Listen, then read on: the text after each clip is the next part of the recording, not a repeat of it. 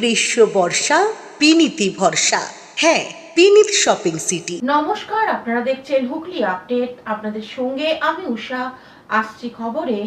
রামনবমী উপলক্ষে চুঁচুড়া আখনবাজারে রাম মন্দিরে বিশেষ পূজা পাঠ। আজ রামনবমী।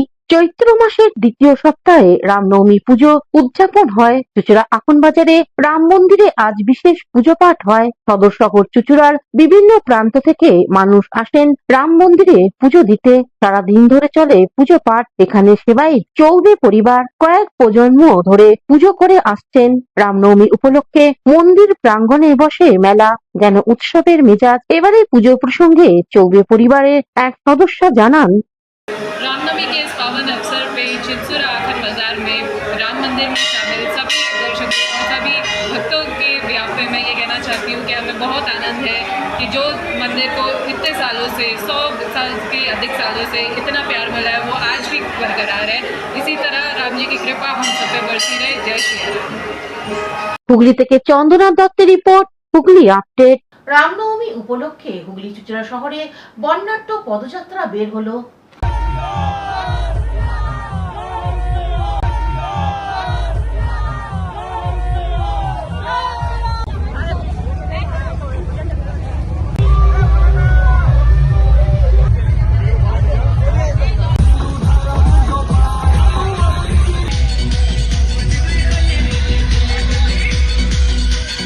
চুঁচুড়া পিপুলপাতির সাধু পরিবারের মহা ধুমধামের মধ্য দিয়ে মা অন্নপূর্ণা পূজা অনুষ্ঠিত হলো। হুগলি চুঁচুড়া এলাকায় চলছে মা অন্নপূর্ণা পুজো। চুঁচুড়া পিপুলপাতি সাধু পরিবারের মহা সমারোহে মা অন্নপূর্ণা পুজো অনুষ্ঠিত হয়। গতকাল ছিল অষ্টমী পুজো। প্রায় হাজার খানেক মানুষকে ভোগ খাওয়ানো হয়। আর বিশিষ্ট ব্যক্তিদের উপস্থিতিতে সমাজে পিছিয়ে পড়া মানুষদের বস্ত্র বিতরণ করা হয়। এবারে বিধানসভা ভোটের তৃণমূল কংগ্রেস প্রার্থী থেকে বাম সমর্থিত প্রার্থীরা এসেছিলেন পুজোর সময়। আজ মহানবমীতে উপস্থিত হয়েছিলেন রাজ্যের প্রাক্তন মন্ত্রী তপন দাশগুপ্ত। উনি পুজো দিয়ে এক সাক্ষাৎকারে বলেন, সাধুদের বাড়িতে মানে লোকেন সাধু আমাদের গার্জেন ছিল, তার ছেলে অরিন্দম অত্যন্ত ভালো ব্যবসায়ী। ওর এখানে অন্নপূর্ণা মায়ের পুজো 24 বছরে পড়লো।